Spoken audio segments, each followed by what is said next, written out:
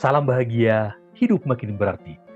Ketemu lagi dengan saya, Nick Sang Penggerak, di channel pencerahan dan pemberdayaan manusia segala kalangan. Kawan, setiap manusia mempunyai keinginan perubahan-perubahan ke arah yang lebih baik dengan variasi-variasi tertentu. Kali ini juga ada variasi. Apa itu?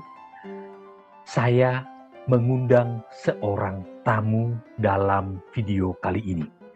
Siapakah gerangan tamu yang akan bersama-sama dengan kita? Saya undang sekarang. Ibu, silakan bergabung. Oke, Ibu, selamat datang. Teman-teman semuanya, sebelum kita lanjutkan perbincangan kita bersama dengan narasumber kita, seorang ibu, maka kita izinkan dulu video pengantar ini lewat. Silakan.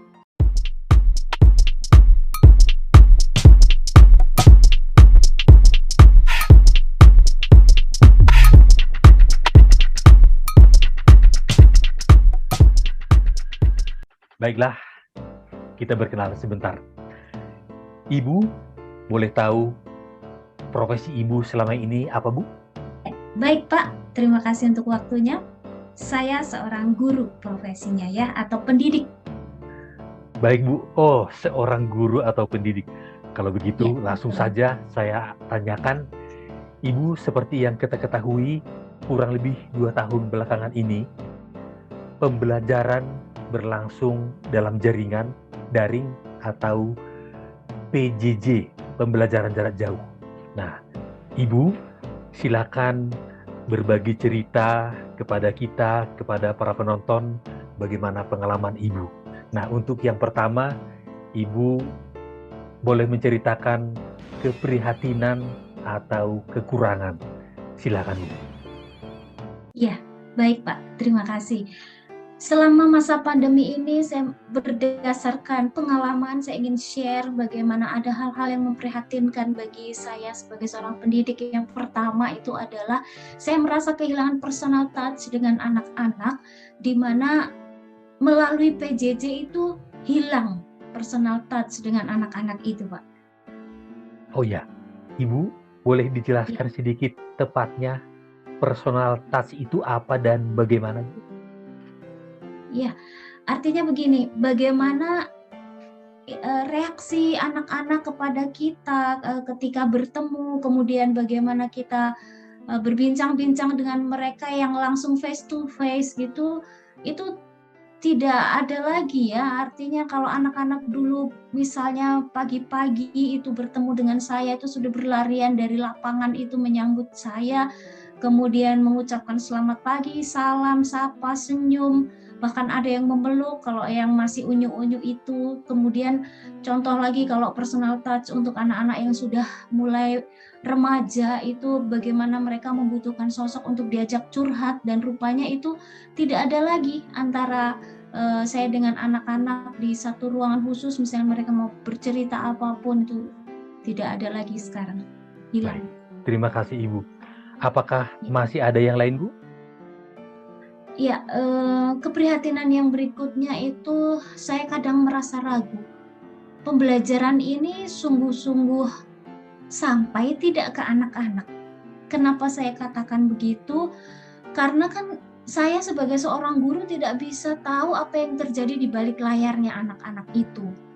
Bisa jadi anak-anak dari rumah masing-masing menatap kepada guru dan mengikuti hadir di room meet itu, tetapi kan kita tidak bisa memantau dengan jelas di sana itu apakah mereka sambil chattingan, apakah mereka sambil membuka YouTube, atau mereka sambil searching apalah yang mereka, saya tidak tahu, tidak bisa memantau. Dan itu kadang saya menemukan ketika untuk ngecek nih apakah anak benar fokus belajar atau tidak, saya pancing untuk diajak dialog, dan biasanya ada yang tidak nyambung atau mereka tergagap-gagap, bingung. Nah, itu kan salah satu indikasi bahwa fokus mereka itu ada kemungkinan terbagi pada saat PJJ ini, di mana kita tidak bisa langsung memantau anak-anak. Begitu, Baik, Pak. Ibu, terima kasih. Ya, Apakah ini pengalaman Ibu saja atau pengalaman Bapak Ibu guru yang lain, kita tidak tahu persis, tapi bisa juga agak mirip-mirip seperti itu. Ibu, terima kasih banyak. Ada dua yang saya simpulkan dalam hal keprihatinan ini. Yang pertama tadi, hilangnya personal touch, sentuhan karena tidak adanya tatap muka secara langsung dengan ekspresi mendengar suara, ya. Kemudian yang kedua tadi yaitu apakah mengerti anak-anak yang disampaikan ini dengan benar atau tidak, karena tidak bisa dikontrol secara langsung, ya. Baik Ibu, terima kasih, itu tentang keprihatinan. Nah, sekarang yang kedua, kalau hal-hal yang menguntungkan atau sisi positif dari daring ini ada nggak, Bu? Silakan, Bu. Iya, baik. Di luar tadi yang keprihatinan, sisi positifnya saya menemukan bahwa anak bisa terlatih untuk mandiri, belajar mandiri di rumah masing-masing dengan mengakses berbagai informasi. Sisi positif lainnya adalah mereka itu jadi lebih leluasa untuk mendapatkan berbagai sumber pembelajaran. Kalau di sekolah kan terbatas, hanya kemungkinan besar hanya dari buku atau dari guru dan teman. Tapi kalau dengan PJJ ini mereka semakin luas jangkauannya. Dengan adanya internet mereka bisa akses berbagai macam ilmu pengetahuan, informasi-informasi penting yang up to date untuk mendukung pembelajaran itu mereka bisa mendapatkan banyak hal dari situ. Itu sisi positifnya, dan anak-anak semakin canggih sekarang menggunakan internet, searching entah dari manapun itu. Mereka generasi yang luar biasa, Pak. Oke, baik Ibu. Nah, sehubungan dengan untuk yang pertama, sisi positifnya ini, yaitu terbukanya banyak sumber informasi karena bisa melihat, mengakses di internet begitu ya. Berarti peran guru besar di sini dalam hal memberi kesempatan atau memberi inspirasi. Bagaimana kira-kira, Bu? Ada sedikit tambahan keterangan? Ya. Jadi anak terlatih untuk bisa mengeksplor. Jadi biasanya kalau yang saya lakukan, silakan anak-anak mencari dulu tentu saja sesuai materi yang saat itu dibahas. Mereka diberi kesempatan untuk mencari segala informasi yang berkaitan dengan materi. Lalu nanti akan ada meet lagi bersama anak-anak. Mereka diberi kesempatan untuk bisa menyampaikan setelah yang mereka baca, mereka dapatkan itu disampaikan bergantian biasanya, tapi ya pada faktanya rebutan ingin menyampaikan, Pak. Anak-anak itu suka begitu. Nah, ketika yang disampaikan itu kan tidak semuanya benar ya.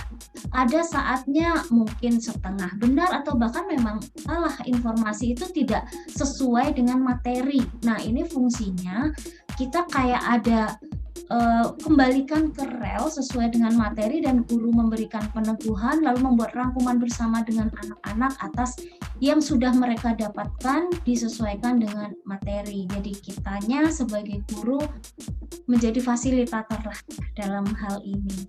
Begitu. Baik Ibu, apakah masih ada tambahan hal positif sehubungan dengan PJJ ini?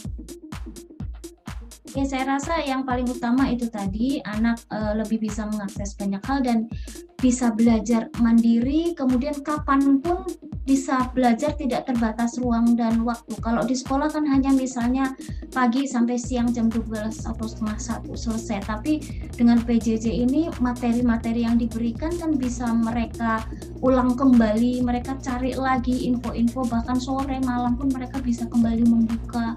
Apalagi kalau guru-guru memberikan semacam, kalau saya memberikan video pembelajaran gitu untuk anak-anak, itu bisa sambil santai pun mereka bisa lihat, bisa belajar begitu. Baik, Ibu, terima kasih. Jadi saya simpulkan ada dua sisi positifnya. Yang pertama tadi terbukanya kesempatan untuk mencari sumber-sumber.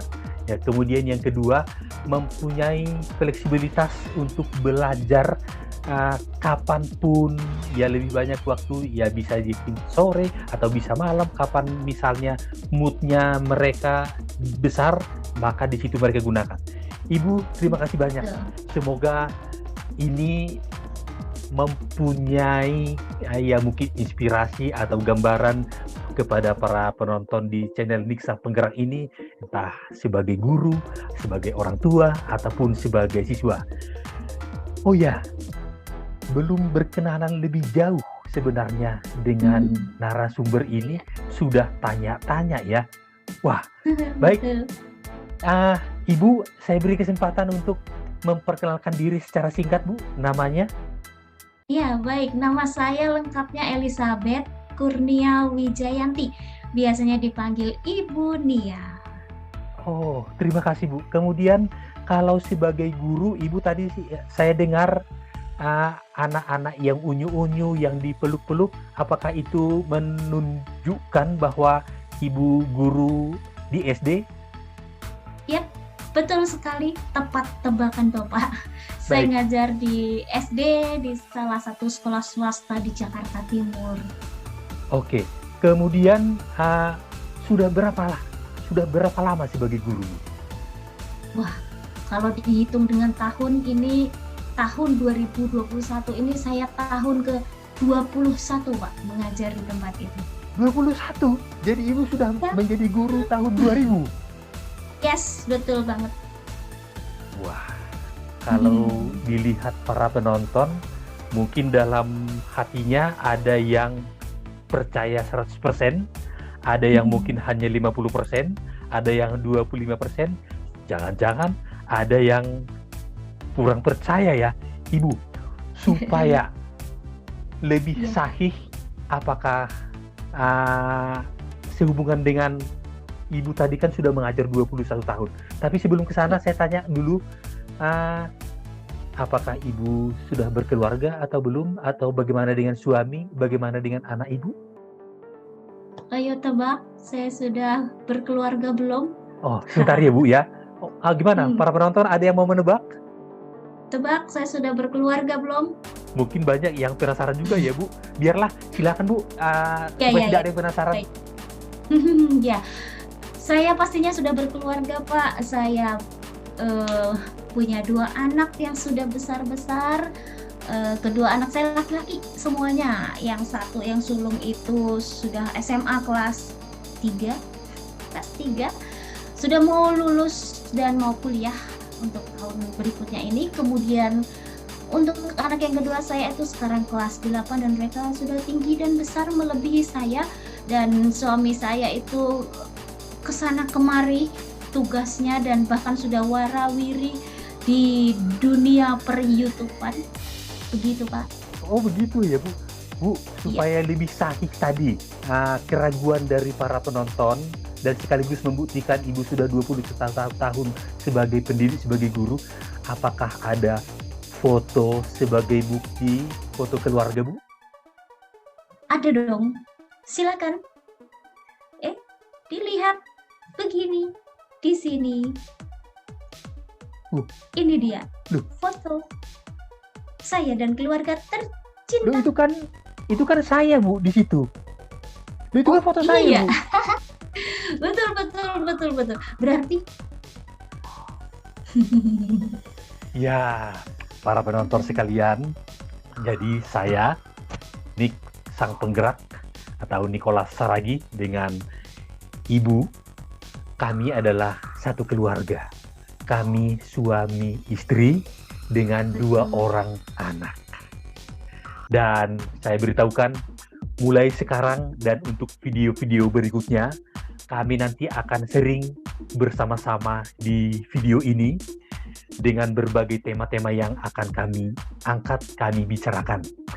Namun, tidak jauh-jauh dari sehubungan dengan pencerahan maupun pemberdayaan manusia secara pribadi sesuai dengan profesi atau karir dalam pendidikan, pengajaran, atau sebagai orang tua, parenting, dan berbagai kegiatan-kegiatan sehubungan dengan siswa, guru-guru, dan lain sebagainya. Ya, Ibu, ada pesan-pesan yang mau disampaikan untuk para penonton di Nik Sang Penggerak ini? Ya, bagi Anda semuanya, semoga tetap semangat, sehat selalu apapun profesi, apapun aktivitas Anda, yang penting lakukan dengan sepenuh hati, kita bisa menjadi berkat untuk banyak orang. Itu saja. Ibu, terima kasih banyak. Jadi teman-teman semuanya, Sama-sama. para penonton, ada kalanya saya akan panggil Ibu, tapi ada kalanya juga mungkin saya panggil seperti di rumah, Mama. Begitu ya, Ma? Iya, Papa. Kira-kira gitulah ya. Sekali. Oke, teman-teman sekalian, terima kasih banyak dan mohon dukungannya selalu untuk channel ini. Bagi Anda yang mungkin tertarik atau ada hal yang berguna, silakan di like, atau dikomentari, atau dibagikan kepada teman-teman, dan silakan di subscribe supaya nanti untuk tema-tema berikutnya terhubung dengan kami. Dan sebagai salam penutup dari kami adalah Berdayakan diri, sayangi keluarga, cerdaskan kehidupan bangsa. Ayo